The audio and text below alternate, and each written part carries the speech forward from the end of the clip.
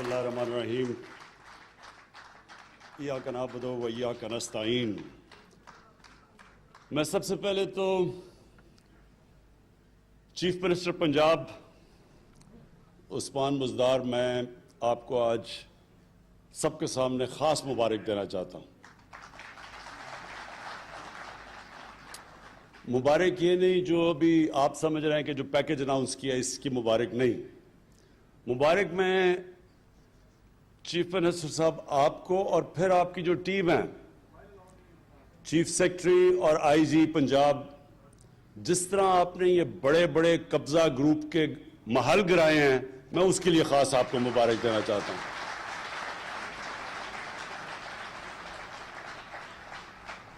ये जो कब्जा ग्रुप, जो ये लानत है कब्जा ग्रुप्स की, गरीबों की जमीनें कब्जा करना, सबसे बेचारे जो हमारे मेहनत कश बैरून मुल्क पाकिस्तानी, वो मेहनत करके बेचारे अपने पैसे जोड़ के आके जमीन खरीदते हैं घर बनाने के लिए, उसके ऊपर कब्जा हो जाता है और फिर बेबस होते हैं लोग इन ताकतवर लोगों के सामने।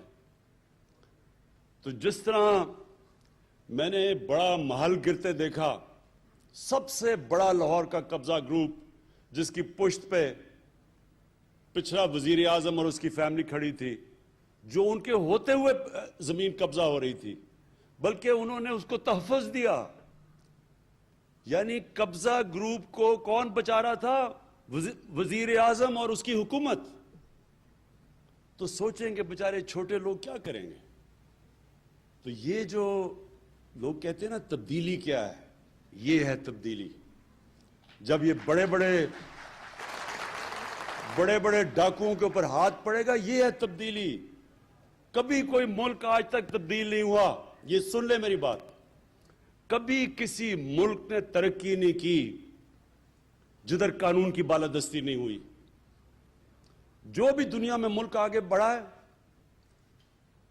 अभी भी जो भी दुनिया में खुशहाल मुल्क हैं, दुनिया का नक्शा देख लें, एक एक मुल्क में जो एक चीज खुशहाली की एक सबसे बड़ी वजह होगी, वहां कानून की बालादस्ती है।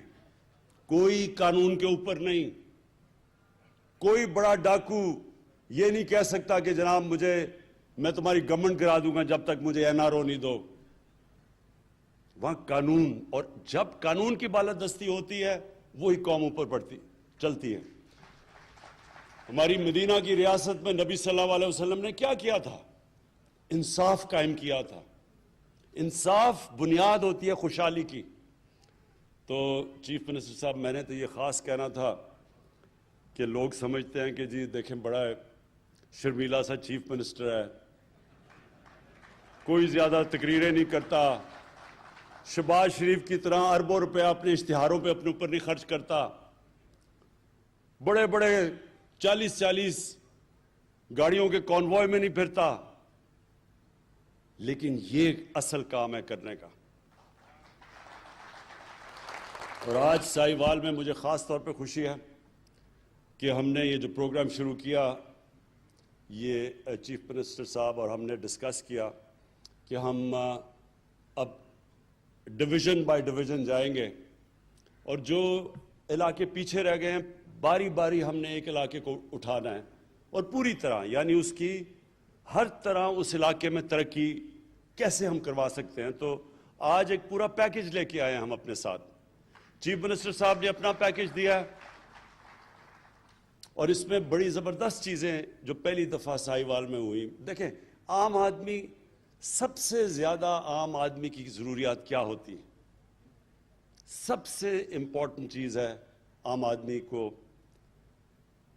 कि अगर उसके घर में बीमारी हो और उसके पास पैसा ना हो तो वो अस्पताल में जाके अपना इलाज करवा सके। जो सही तरह मुझे लगता है समझ नहीं आई, क्योंकि मैंने इतनी इस छोटे से ग्रुप में ताली बजते नहीं देखा। नहीं, अभी मैं बताऊं कि किस चीज पे बजनी चाहिए थी। फैसला ये हुआ है कि साहिवाल में सारे लोगों को हेल्थ इंश्योरेंस मिलेगी 7.5 लाख की।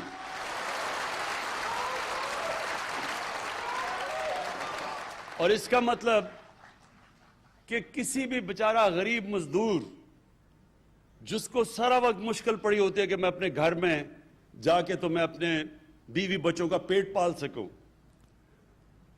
اور جب اس کے گھر میں بیماری ہوتی ہے اور پھر وہ سوچتا ہے کہ میں اب اپنے گھر میں بچوں کو کھانا کھلاؤں یا میں جا کے علاج کرواؤں، یہ میں آپ کو یقین دلا رہا ہوں کہ یہ جب کسی بھی گھر میں یہ جب مسئلہ آتا ہے وہ گھر اپنا سب سے مشکل وقت سے گزرتا ہے۔ دنیا کی ریسرچ شو کرتی ہے کہ جو گھرانے غربت کی لکیر سے اوپر بھی ہوتے ہیں، بیماری کی وجہ سے وہ غربت کی لکیر کے نیچے چلے جاتے ہیں۔ اور یہ شوکت خانم کینسر ہاسپٹل بنانے کی وجہ یہ تھی کہ کینسر کا علاج سب سے مہنگا ہے، تو تب میں نے سوچا کہ میں صاحب حیثیت تھا، مجھے اتنی مشکل پڑی اپنی والدہ کا علاج کروانے کے لیے، تو وہ جو بیچارے غریب گھرانوں میں گھر میں وہاں جب کینسر ہوتی ہے تو اس گھر کے اوپر کیا گزرتی ہے، کیونکہ کینسر کا تو بہت مہنگا علاج ہے۔ تو یہ جو ہیلتھ کارڈ شروع ہوا ہے ساہیوال سے، اور ڈی جی خان سب سے پنجاب کا غریب علاقہ ہے، ادھر سے شروع ہوا ہے تاکہ ان کو پہلے ہیلتھ انشورنس ملے، اور انشاءاللہ دسمبر تک سارے پنجاب کے لوگوں کے پاس ہیلتھ انشورنس آ جائے گی۔ تو یہ آپ کو پتا ہونا چاہیے کہ یہ امیر ملکوں میں، ڈیولپڈ نیشنز کے اندر بھی یونیورسل ہیلتھ کوریج نہیں ہوتی۔ یہ اللہ کی بہت بڑی نعمت ہے، اور میرا یہ ایمان ہے کہ جو ہمارا ملک بنا تھا اسلامی فلاحی ریاست، وہ اس ویژن کی طرف اب جا رہا ہے کہ عام آدمی کا سب سے پہلے علاج، اس کے بعد تعلیم۔ اب پورا زور دینا اب تعلیم کے اوپر ہم نے، اور تعلیم سی ایم صاحب اس کے اوپر ہم نے خاص توجہ دینی ہے کہ جو عام آدمی سرکاری اسکولوں میں جس طرح کی تعلیم مل رہی ہے اس کو کیسے اپ گریڈ کرنا ہے۔ ہم نے فیصلہ کر لیا کہ ہم ایک کورس سلیبس پاکستان میں لے کے آئیں گے۔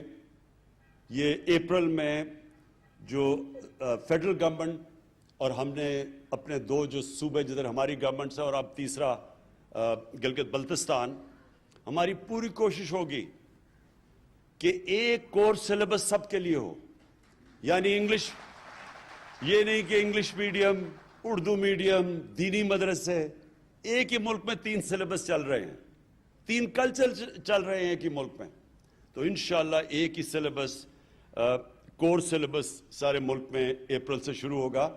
اس سے سب سے فائدہ ہوگا غریب گھرانے کے بچوں کو، اسکول کے بچوں کو اوپر آنے کے لیے ان کو موقع ملے گا۔ ابھی یہ موقع ہی نہیں مل سکتا کیونکہ ان کو وہ تعلیم ملتی ہے کہ وہ اوپر ہی نہیں آ سکتے، تو یہ دوسری ہماری کوشش ہے۔ اور یہ جو ثانیہ نشتر نے احساس پروگرام کی آپ کو جو چیزیں بتائیں، میں آپ کو سمجھانا چاہتا ہوں کہ احساس پروگرام ہے کیا۔ دیکھیں، ہر ملک میں ایک لفظ انگریزی میں استعمال کرتے ہیں سیفٹی نیٹ، کہ جو نچلا طبقہ ہے اس کے لیے، غریب لوگوں کے لیے، ہر ایک جو فلاحی ریاست ہے، مثلا ڈنمارک ہے، سویڈن ہے، ناروے، یورپ کے اندر بھی زیادہ تر ملکوں میں، انگلینڈ کے اندر ایک سیفٹی نیٹ ہوتا ہے کہ غریب آدمی اگر بیمار ہوتا ہے تو اس کو مفت علاج کی سہولت ہو۔ دوسرا کہ وہ بچوں کو تعلیم دے سکے، اگر اس کے پاس پیسہ نہیں تو مفت تعلیم اس کو بچوں کو ملنی چاہیے۔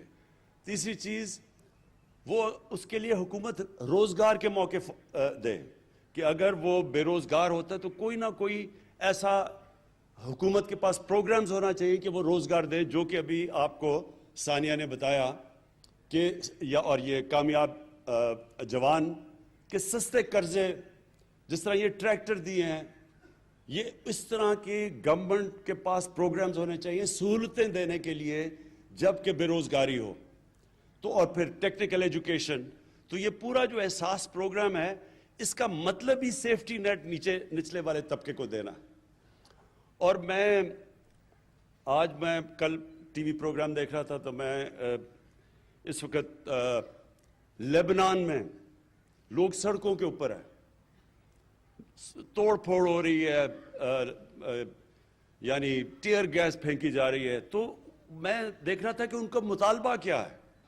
ایک مطالبہ جو لوگ سڑکوں کے اوپر نکل کے مظاہرے کر رہے ہیں, ایک مطالبہ ان کا یہ ہے کہ جب وہاں کرونا کو روکنے کے لیے لاک ڈاؤن لگایا گیا لیبنان میں, تو گورنمنٹ نے جو پیسے بانٹے اس ٹائم پہ, انہوں نے کہا وہ پیسے صحیح نہیں بانٹے گئے, سیاسی بنیاد کے اوپر پیسے بانٹے گئے. اور وہ لوگ احتجاج کر رہے ہیں کہ منصفانہ اور شفافیت سے وہ پیسہ نہیں بانٹا گیا, اس لیے وہ سڑکوں پہ ہیں. ہم نے تھوڑے سے وقت میں اور یہ احساس پروگرام کے ذریعے ہم نے 180 ارب روپیہ بانٹا. 180 ارب روپیہ یہ جب لاک ڈاؤن لگا تھا, اور 180 ارب روپیہ بانٹا. ایک آدمی نے سارے پاکستان میں نہیں کیا کہ سیاسی بنیاد پہ پیسے بانٹے گئے. سب نے تسلیم کیا, ہمارے مخالفین نے تسلیم کیا. حیرت کی بات یہ ہے کہ سندھ میں جو ہمارا صوبہ نہیں ہے, وہاں سندھ کی آبادی سے زیادہ پیسے بانٹے گئے, حالانکہ پیپلز پارٹی کا صوبہ تھا, کیونکہ صرف اور صرف میرٹ کے اوپر ڈسٹریبیوشن ہوئی. تو یہ جو آپ کا بھی پروگرام ہے عثمان ڈار کامیاب جوان کا, اس میں جتنی میرٹ ہوگی اتنا یہ پروگرام کامیاب ہوگا.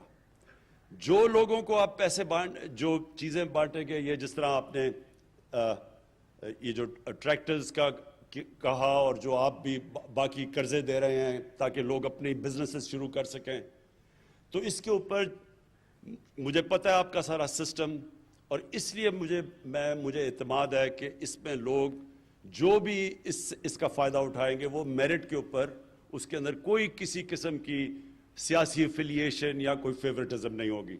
اور یہی وجہ سے انشاءاللہ آپ کا پروگرام بہت کامیاب ہوگا. اور ایک منٹ, اور میں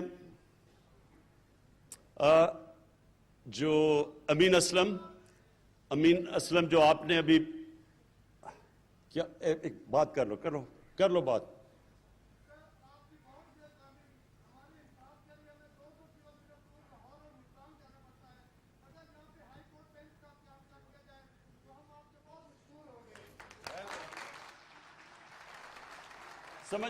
سمجھ گیا.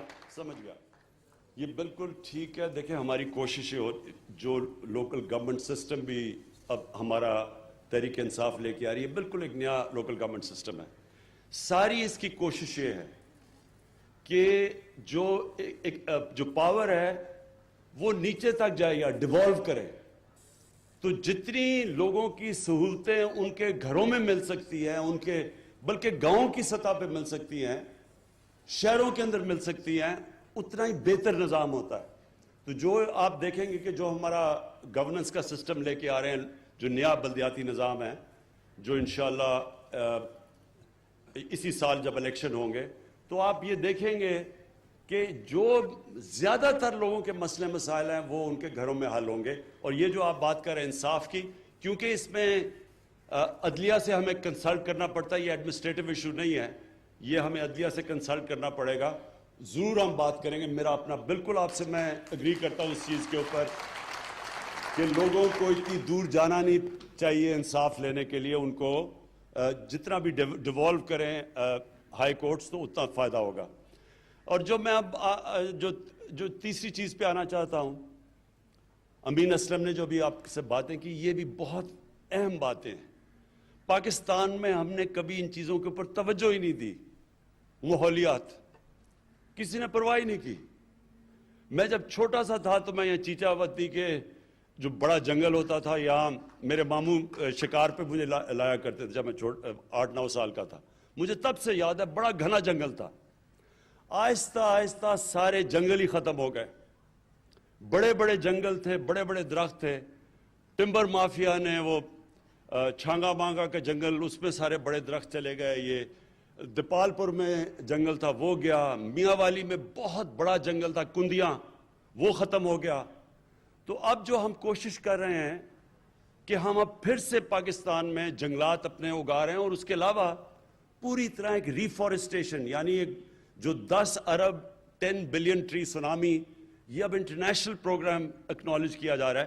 اس کے اوپر اب ہم ہر جگہ، پہلے تو وہ سارے جنگل ان کے اوپر قبضے ہوئے تھے، تو وہ قبضہ کا تو آپ کو پھر سے میں نے کہہ دیا کہ عثمان بزدار نے تو جہاد کر دیے قبضہ کے اوپر، تو انشاءاللہ جنگلات کے بھی سارے قبضے چھڑائیں گے۔ اور اس کے بعد ایک بس تو امین اسلم، ایک تو یہ بڑا زبردست آئیڈیا ہے کہ ہم پہلے جو سیوریج کو ویسٹ واٹر ٹریٹمنٹ پلانٹ بنائیں گے، جو کہ آج جس کی میں نے انوگریشن کی ہے، کہ یہاں یہ جو گندا پانی ہم اپنے دریاؤں میں پھینک دیتے ہیں، ہمارے وہ نیچے جا کے گراؤنڈ واٹر میں مل جاتا ہے، کسی نے آج تک پرواہ نہیں کی۔ ایک پاکستان کا بنایا ہوا ویسٹ واٹر ٹریٹمنٹ پلانٹ، وہ جو جس کی میں نے آج انوگریشن کی ہے، جو کہ 4 ارب کا امپورٹ کریں تو بنتا ہے، جو 40 کروڑ کا یہاں لوکلی بنا ہوا ہے، اور یہ انشاءاللہ ہم نے سارے پاکستان کی ڈسٹرکٹس میں لے کے جانا ہے۔ اس سے فائدہ کیا ہوگا؟ اس سے کیونکہ پانی کا آگے جا کے مسئلے آ رہے ہیں پاکستان میں، ابھی بھی آ رہے ہیں، تو وہ جو پانی ہے اس کو ٹریٹ کر کے، اور وہ جو پانی ٹریٹ کر دیں گے، وہ پھر اس سے جنگلوں کے اندر، جنگل اگانے کے اندر وہ پانی کو استعمال کریں گے، تو وہ پانی بھی گراؤنڈ واٹر یا ہمارا جو پینے کا پانی اسے متاثر نہیں کرے گا، اور اس پانی سے ٹریٹ کر کے تو اس کو ہم اپنے جو جنگلات، اب ہم پوری طرح کیمپین کرنے لگے ہیں، یہ جو جنگل آپ کے تباہ ہو گئے ان کو اگانے کے لیے اس پانی کو استعمال کریں گے۔ ساتھ ساتھ جو امین اسلم نے بات دوسری بھی کی کہ یہ بڑا افسوسناک ہے کہ سارے باہر سے کولا امپورٹ کرتے ہیں، وہ سارا کولا ادھر سے ٹرین میں آتا ہے ساہیوال تک۔ اصولوں تو یہ پلانٹ اگر بنانا ہی تھا کولے کے اوپر پاور پلانٹ، تو یہ سمندر کے پاس بناتے تاکہ اتنی دور کولا لانا نہ پڑتا، لیکن اس کے ہم جو سٹڈی کر رہے ہیں، بڑے برے ماحولیات کے اوپر اثرات ہیں، تو اس کے اوپر بھی آگے سٹریٹجی بنا رہے ہیں۔ لیکن کوشش اب یہ ہے کہ یہاں ریفارسٹیشن بہت زیادہ آپ کے درخت اگائے جائیں تاکہ وہ آپ کی ماحول کو، آپ کی پولوشن لیولز کم کریں۔ جو آخر میں سب سے امپورٹنٹ چیز ہے آپ کے لیے، دیکھیں ساہیوال کے لوگوں کے لیے جو سب سے امپورٹنٹ چیز ہے، مجھے پتہ ہے آپ نے یہ سڑک کی بات کی، میں نے ان کو کہا کہ اس کی پوری فیزیبلٹی ہمیں دیں، کیونکہ میں ایسے تو نہیں کہہ سکتا، مجھے تو نہیں پتا ابھی تک جتنے زیادہ آپ نے اناؤنس کر دیے ہیں، جتنے اربوں کے پروجیکٹس، اب پتہ نہیں کہ پیسہ ہے بھی، میں ایسے تو آپ کو اناؤنس ہی کرنے لگا تالیاں بجوانے کے لیے، لیکن جب مجھے پتہ چل جائے گا کہ ان کے پاس یہ فیزیبل ہے، پیسہ ہے، تو مجھے پتہ ہے اس سڑک کی بڑی ضرورت ہے، بڑا فائدہ ہوگا ساہیوال کو۔ انشاءاللہ یہ اس کو ہم پرائیورٹی بیسس کے اوپر آپ کے لیے یہ جو 2 سڑکوں کی بات کی وہ بھی بنائیں گے۔ لیکن جی اور نہیں 3-4 چیزیں نہیں، ایک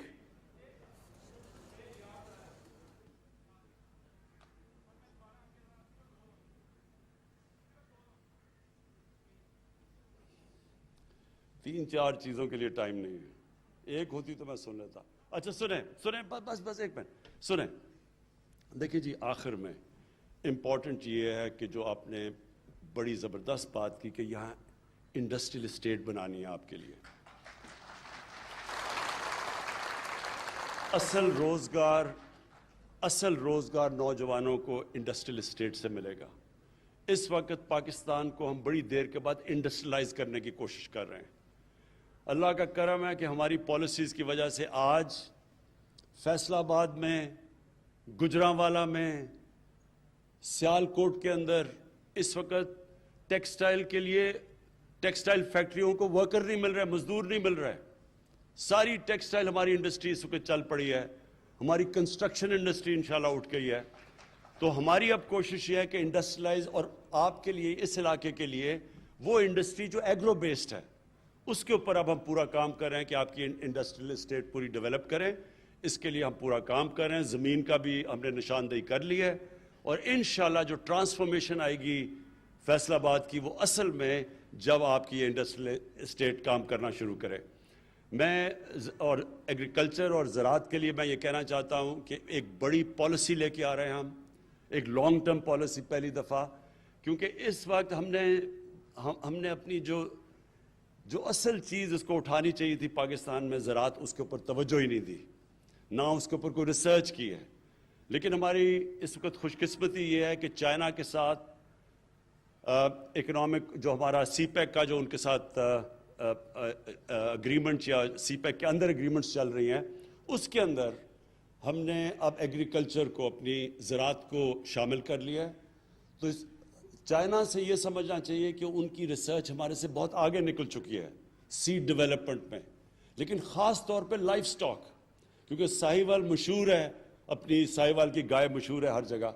لیکن آپ کو پتہ ہونا چاہیے کہ جو چائنا کے اندر جو ان کی گائے دودھ دیتی ہے وہ 6 گنا زیادہ ہے پاکستان سے. تو یہ سوچ لیں کہ ہم اگر ساہیوال کے اندر ہی یہیں شروع کر دیں، اپنی گائے کی کوالٹی امپروو کرنی شروع کر دیں، اور ہمیں پورا مدد کرنے کے لیے تیار ہے چائنا، تو آپ سوچ لیں کہ یہاں دودھ کی پروڈکشن کدھر پہنچ سکتی ہے. اور پھر دوسرا جو ہماری جو زراعت کے اندر جو چائنا کے اندر پروڈکشن ہے، ان کی جو پیداوار ہے گندم میں، باقی جو ان کی کراپس ہیں، وہ ہمارے سے کئی گنا زیادہ ہے. تو ہم نے اب پوری ٹیکنالوجی کی طرف جانا ہے اور پوری توجہ دینی ہے کہ اپنی زراعت کو ہم اٹھائیں، کیونکہ 60s کے بعد جب وہ میکسی پاک آئی تھی اور ریولوشن آئی تھی ہماری زراعت کے اندر، اس کے بعد کبھی بھی توجہ نہیں دی گئی. تو ایک طرف آپ کے لیے انڈسٹریل اسٹیٹ بنا رہے ہیں، دوسری طرف انشاءاللہ اپنی زراعت کے اوپر پورا زور لگائیں گے. اور انشاءاللہ ساہیوال وہ جگہ ہے، میں ویسے آپ کو آخر میں بات کر دوں، ساہیوال وہ جگہ ہے جو میں اپنی زندگی کا پہلا ریپرزینٹیٹیو کرکٹ میچ 16 سال کی عمر میں ساہیوال میں کھیلا تھا. شکریہ.